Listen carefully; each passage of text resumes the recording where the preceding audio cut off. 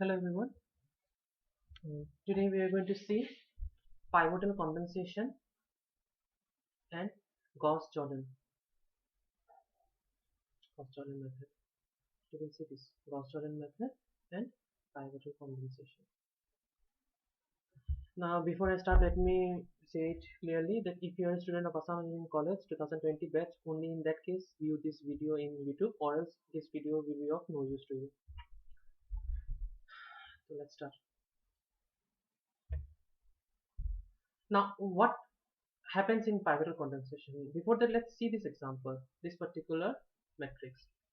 Now I have two matrices. This is one matrix, this is another matrix.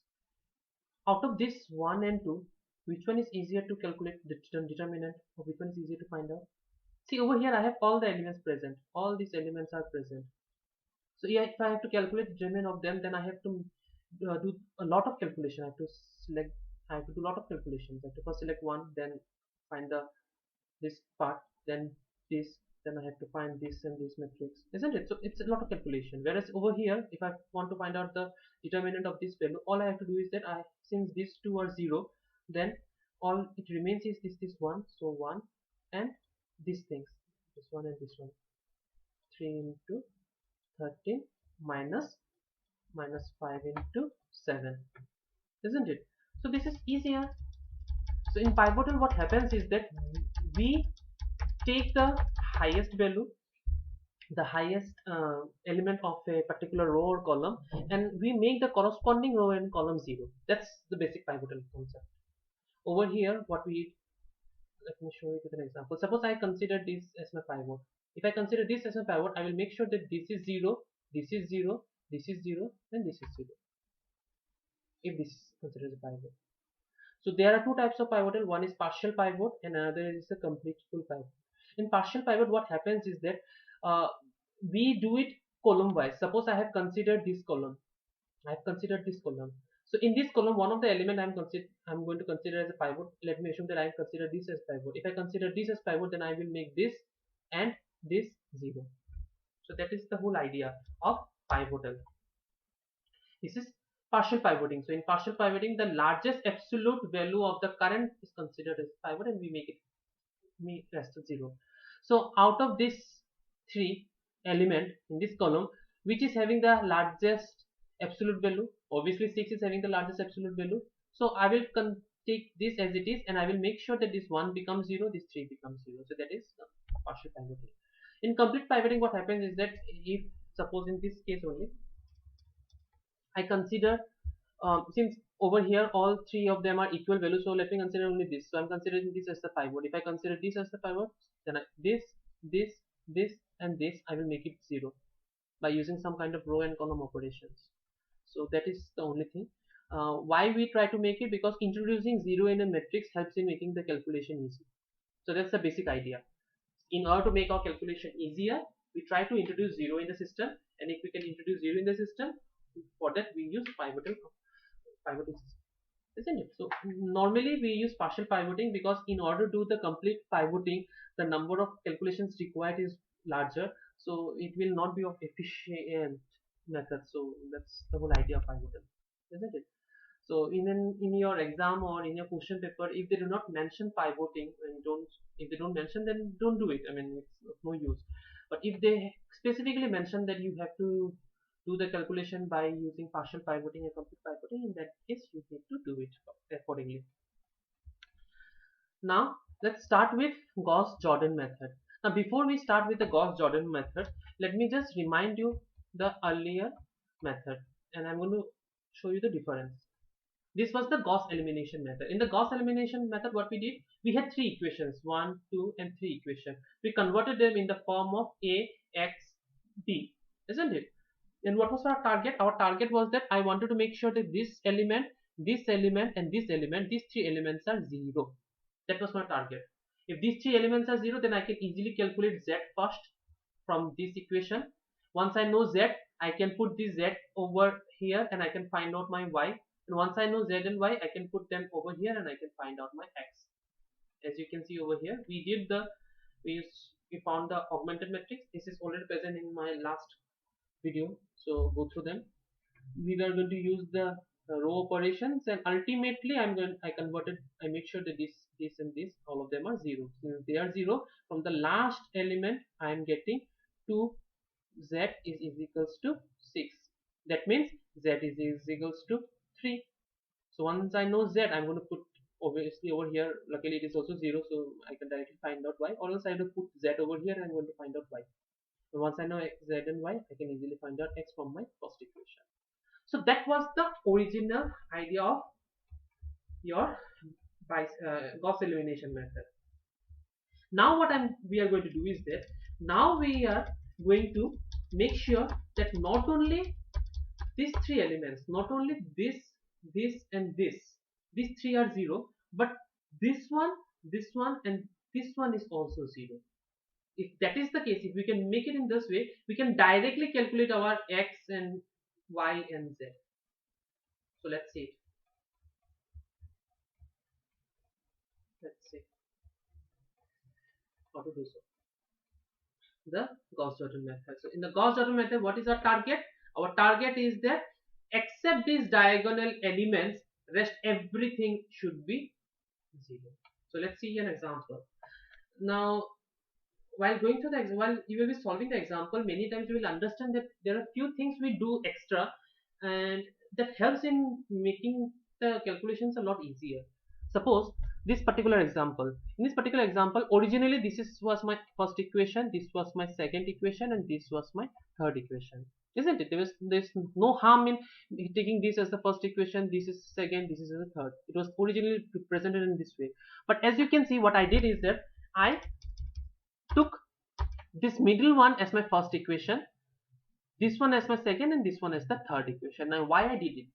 Because as you know that I wanted to make sure that this element and these elements are 0 initially, and in order to make them 0, if I can have 1 over here, it becomes easy for me to do the calculation. Why? Because 1 is easier to multiply with other numbers.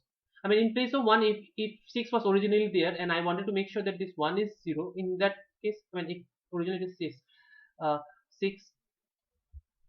it was originally suppose 6, 1, 1 and 9, and then I had 1, 1, 1, minus 1 and 13. Then in order to make sure that this 1 is 0, I had to do what? I had to do 1 minus R1 divided by 6. So I had to divide them. Then I had to subtract them. So this became tedious. It will become tedious. But in place of this, what I did now is that I just interchange the equation and make sure that this is 1. If this is the case, then what happens is R2 minus 6 into R1 means if I want to make this 0, what will I do? 6 minus 6 means this value is already 6. 6 times of my first row, which is 1, it became 0. See, it became 0. Next element, it is minus 1 minus 6 times of, it's 1, that means minus 7. Then I had 1, this 1 minus 6 times of this value, which is 6. So I have, it's 1, sorry, this is 1, it's 1, no? It's 1. So it is minus 5. As you can see, it is minus 5. Similarly, you can calculate this one also, you will get minus 41. So you see, it became easier. That's the reason we have interchange. Now this will only come to you after you have done a lot of calculations. You have to do a lot of them, and eventually you will able to understand how to do what. So initially I did the operation on row 2 and made sure that this is 0. So I first did this. After that I have done on row 3 and then I did this. So you have to do them one by one. This first, this second. So you do it one by one. I have shown it here over here in this way, but you have to do it one by one. Now I have these values. Now what is the next target? My next target is that I want to make sure that this element is 0. In order to make sure that this element is 0, see, if I cannot take R1 now. Why I cannot take R1 now? Because obviously you can think that sir minus 9 तो है row number 3 में. Let me just add plus 9 times of R1. 9 times of R1. Okay 9 times of R1 का मतलब क्या है 9 into 1 हाँ तो ये तो 0 बन जाएगा what about this it is 0 plus 9 times of 1 so ये तो फिर 9 हो जाएगा but that is not my target my target is that I want to make sure that it remains same only ये 0 तो था ये 0 तो है अब इसको 0 बनाना है I can not make them a number they have to remain 0 so what will I do I'm going to consider this हम रो 2 लेंगे so रो 2 अगर लेना है और मुझे अगर इसको 0 बनाना है in that case what will I do okay मैंने यहाँ पे कुछ अलग से किया है you can do what thing ये क्यों लिया है अब एक चीज समझो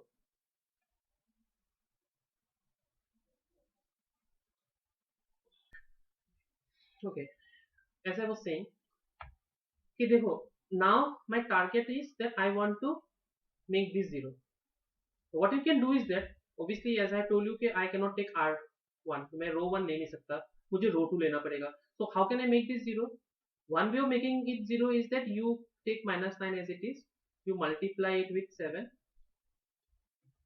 and you then subtract it with your original minus 7 into 9 फिर 0 बन जाएगा तो बेसिकली इसका एल्गोरिथम क्या होगा ये रो 3 है सो R3 इंटू 7 माइनस तुम्हारा R2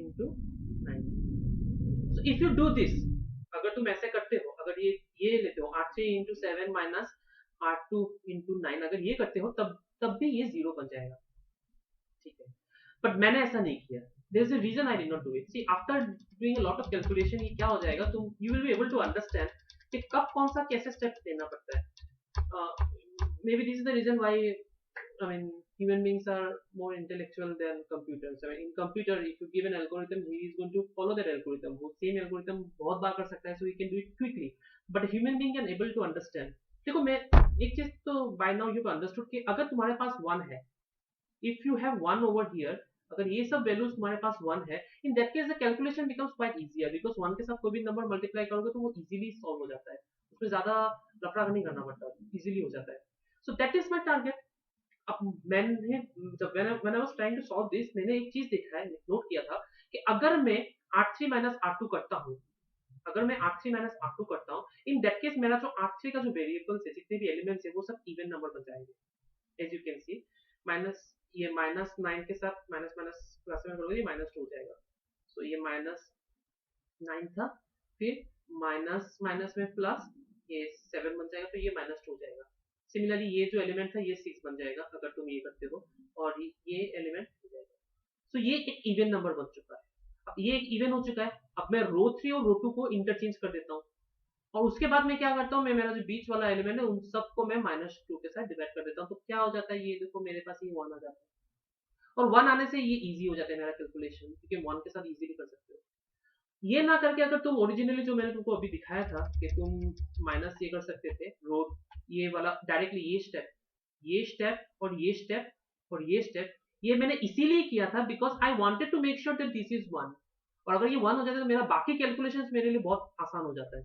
बाकी कैलकुलेशन ये ना करके तुम डायरेक्ट भी कर सकते हो जैसे मैंने तुमको अभी दिखाया था कि रो 3 जो है रो 3 के साथ तुम 7 मल्टीप्लाई करो और उसको माइनस कर दो तुम रो 2 के साथ 9 से अगर ये भी करोगे तब भी ये 0 आ जाएगा लेकिन यहाँ पे और यहाँ पे जो वैल्यूज है वो बहुत बड़ा वैल्यू आएगा और तुमको कैलकुलेशन ज्यादा करना पड़ेगा फिर तुमको क्या करना है तुम इसको 0 बनाना पड़ेगा तो इन ईच स्टेप तुम देखोगे तुम्हारा जो कैलकुलेशन करने का जो वैल्यूज है वो बड़े बड़े वैल्यूज आएंगे जो ज्यादा मल्टीप्लाई करना पड़ रहा है तो इसीलिए मेरा टारगेट हमेशा रहता है जब मैं नॉर्मल को सॉल्व करता हूँ मेरा टारगेट हमेशा रहता है कि मुझे ये एलिमेंट और ये वाला और ये वाला 1 चाहिए तो मैं किसी भी तरह से अगर इसको 1 ले सकता हूँ तो फिर इजी हो जाएगा जैसे मैंने अभी तुम लोग को अभी दिखाया था कि ओरिजिनली मेरा ये इक्वेशन 1 था ये 2 था और ये था लेकिन मैंने इसको इंटरचेंज इसीलिए किया था क्योंकि अगर मैं इसको 1 बना देता हूँ तो ये एलिमेंट मेरा 1 आ जाता है अगर ये एलिमेंट 1 आ जाता है तो ये और इसको 0 बनाना मेरे लिए बहुत आसान हो जाएगा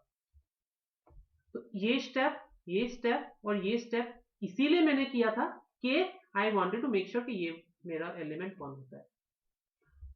अब ये तुम कैसे बता पाओगे? I can not say that. ये तभी आएगा, विद प्रैक्टिस ही आएगा। मैं 10 साल से ये सब न्यूमेरिकल कर रहा हूँ।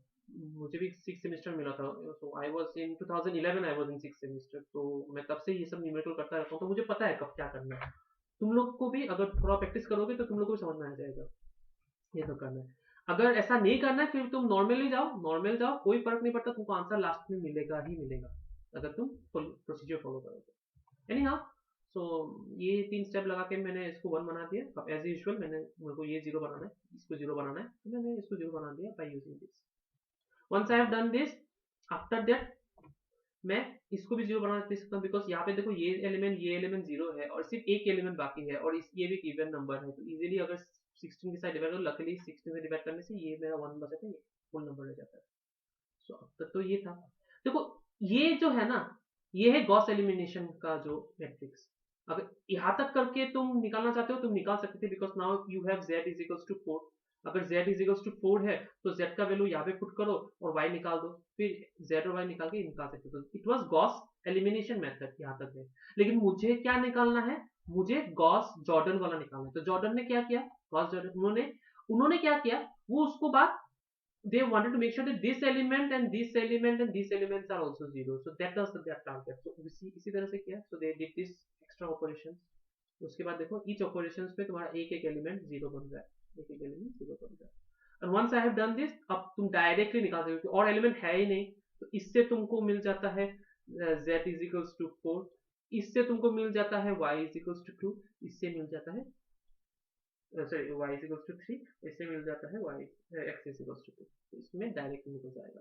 तो this is your Gauss Jordan. So Gauss elimination और गॉस जॉर्डन में डिफरेंस क्या है? गॉस एलिमिनेशन में तुमको फर्स्ट ये,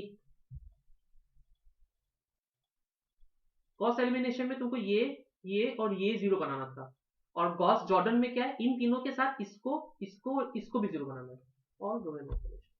सो this is all about Gauss Jordan and Gauss elimination in pivotal methods.